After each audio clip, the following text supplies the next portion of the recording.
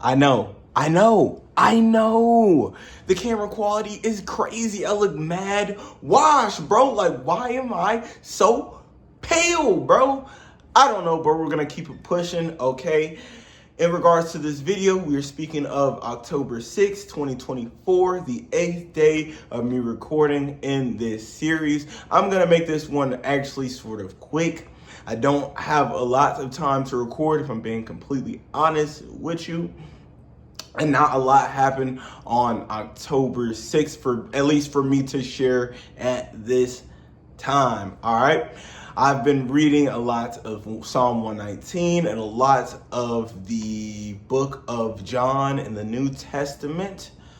We're going to dig into some Psalm 119. The first key point I want to just go ahead and start with is I realize that there are certain things that you can only do when you're living rent free.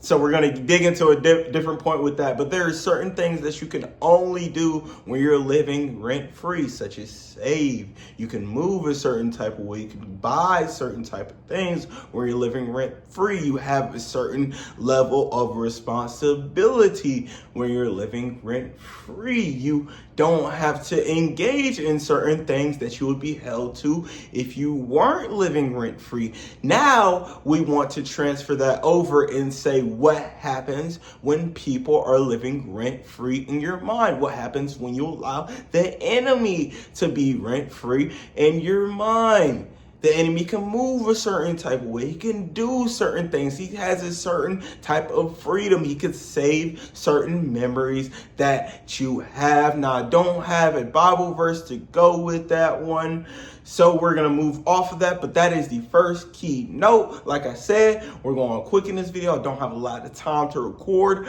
but that is a great thought, and I feel as though that's a great way to engage. Think about the things that are living rent-free in your mind, and do they need to be evicted, bro? All right, so we're going to dig into Psalm 119, just read a little bit.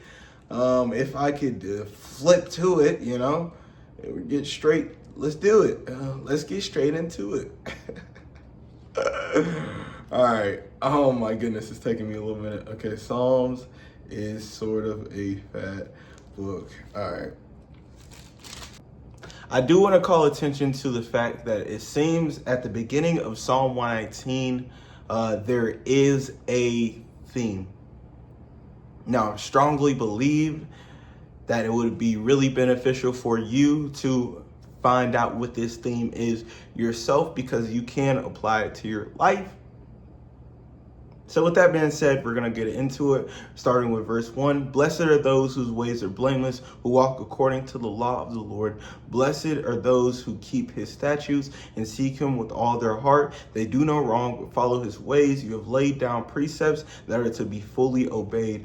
Oh, that my ways were steadfast in obeying your decrees. Then I would not be put to shame when I consider all your commands. I will praise you with an upright heart. As I learned your righteous laws, I will obey your decrees. Do not utterly forsake me. How can a young person stay on the path of purity? By living according to your word. I seek you with all my heart. Do not let me stray from your commands. I have hidden your word in my heart that I might not sin against you. Praise be to you, Lord. Teach me decrees with my lips. I recount all the laws that come from your mouth. I rejoice in following your statutes as one rejoices in great riches. I meditate on your precepts and consider your ways. I delight in your decrees. I will not neglect your word. I seek to trust the Lord and love the Lord with all of my heart, all of my mind, and all of my soul. I seek to follow his commands. I seek to obey him and to fully and clearly hear his voice, and to hear when he speaks to me, to others, through me, and just follow him wholeheartedly. With that being said, I'm going to get a move on. As always, you already know, be you. We will be back in another one.